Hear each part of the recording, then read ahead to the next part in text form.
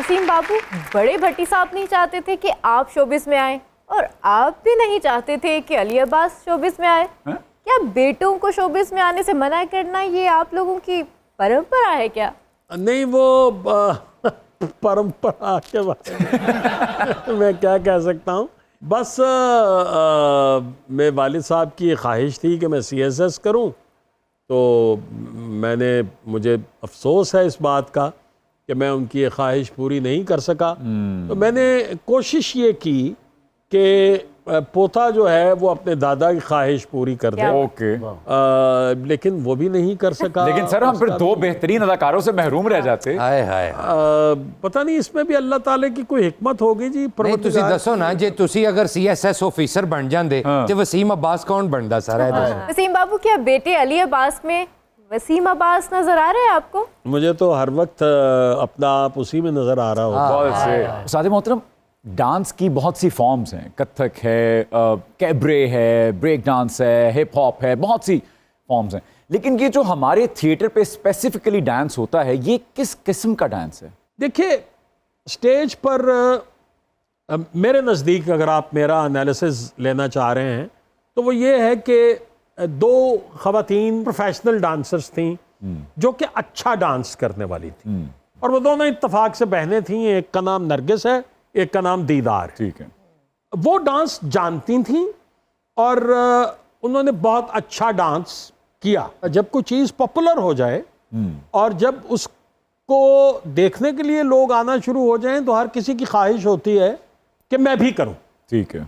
अब उसके लिए आपका सीखना जरूरी है ना। Exactly, yes. कि आपको आना चाहिए। तो सर, जिन दो बहनों का आप जिक्र कर रहे हैं, उनको हराने के लिए फिर वहां पर बहुत बरहना भी हुए लोग। बेटा, मैं तो थिएटर को छोड़ चुका कोई अब तो 19-20 बरस हो गए होंगे। जी जी जी जी। सो मैंने इनिशियली इसका कुछ हिस्सा, थोड़ा हिस्सा देखा है। चलो कोई गल नहीं, तुसी नहीं देखा, मैं तुहानू वीडियो भेजांगा एक दो।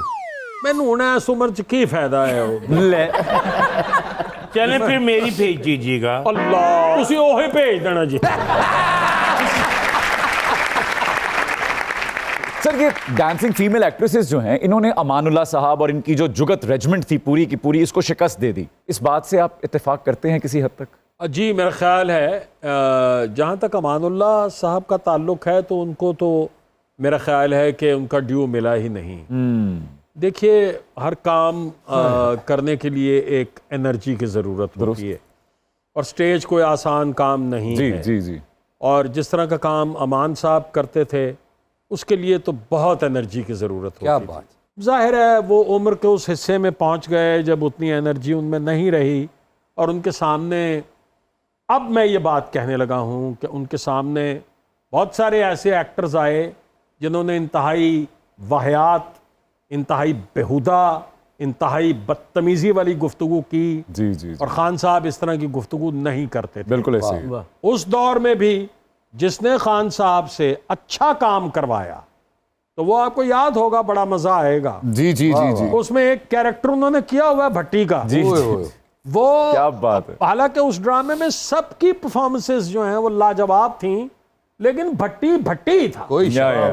उनको मौका मिला, उनको एक उन्होंने इस्तेमाल उस अंदाज से किया। उनको अमानुल्लाह साहब के साथ तो फिर बहुत ज्यादती हुई स्टेज पे कि एक शख्स जिसका इतना मकाम हो, जिसका पीक पीरियड हमने देखा हुआ है कि हर प्रोड्यूसर जो है उनके पीछे भाग रहा है कि यार किसी तरह से ये बुक हो जाए, किसी तरह से ये बुक हो जाए। आपके इस सेट पे मैं तो उसको छोटा भाई समझता हूँ, हमारे छोटे भाइयों की तरह है वो, उनके साथ होता था। इस वक्त भी मौजूद है वो यहाँ पे, तो वो इस बात की गवाही दे सकता है कि मैं गलत नहीं कह रहा। और अमान साहब का एक टाइम होता था कि उन्होंने फलां पूल में स्विमिंग करने के लिए जाना है, तो वहाँ पर प्रोड्यूसर्स जो हैं वो पहुँच जाया करते थे उन्हें बुक करने के लिए।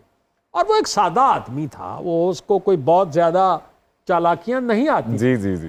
तो ये जो आप बात फरमा रहे हैं इस पे तो मैं इत्तफाक करता हूँ कि फिर वो बाकी की जो रेजिमेंट जिसने खान साहब के साथ बेइंतहा बदतमीजियां की, आए।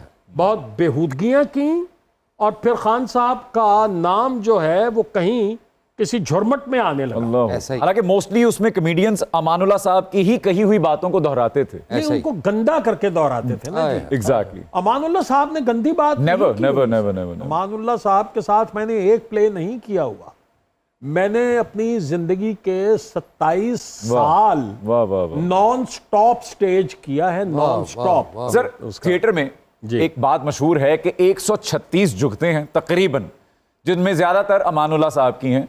वो जिसे याद हो जाती हैं उसकी रोजी रोटी चल पड़ती है। आप इस बात से इत्तेफाक करते हैं? ये तो दुरुस्त है कि वो कुछ कॉमन बातें थी, लेकिन अमान साहब जो हैं वो, यार मेरे पास अल्फाज नहीं हैं क्या कि मैं बात उनकी है। क्या तारीफ वाह। करूं यार। वो उस दौर के लोग जी, मैं सिर्फ अमानुल्लाह साहब को तो खैर बहुत ही ऊपर रेट करता हूं, वो तो बादशाह थे, लेकिन अलबेला साहब कहां से वाह, लेके वाह, आए वाह, दूसरे। क्या बात है।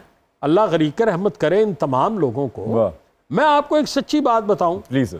तारिक जावेद साहब को जी। उनकी बुरी कंपनी ने बर्बाद कर दिया, वगरना वो इतने शानदार एक्टर थे, क्या वाह, वाह, बात। वाह, वाह। इतने शानदार एक्टर थे कि अगर अमानुल्लाह खान साहब का कोई हम पल्ला एक्टर हो सकता था तो या अलबेला साहब थे या तारिक जावेद। तारिक बात है। वाह वाह। और क्या बात, क्या बात। सुहेल साहब आए, बब्बू आए, वाह। मस्ताना साहब आए, इन लोगों ने आके अपना स्टाइल दिया जी, जी। और इन्होंने तबाही मचा दी। क्या बात है। उसके बाद खेप आई एक, इफ्तिखार ठाकुर ने हाँ जी, हाँ जी। बहुत अच्छा काम किया। तो ऐसा नहीं है कि ये सिलसिला वहीं पे ख़त्म हो गया था, फिर बीच में कुछ गलाजत आना शुरू हुई, और वो मैं हमेशा न जी हर बात का इल्ज़ाम जो है ना वो किसी एक्टर पर या किसी और पर नहीं देता, मैं इंतज़ामिया पर देता हूँ। ठीक है। मेरी जिम्मेदारी, अगर देखिए मैं एक मनसब पे बैठा हूँ जी जी जी जी। और एक गलत काम हो रहा है, एग्जैक्टली तो मेरी जिम्मेदारी है ना जी कि मैं रोकूं कि भाई ये क्यों हो रहा है। एग्जैक्टली। अगर मैं ही नहीं रोक रहा, मैं पैटीज और पेस्ट्री खा के और डांस देख के और वापस जा रहा हूं कि ठीक है बात खैर है, तो फिर तो मामला ऐसे ही होना था।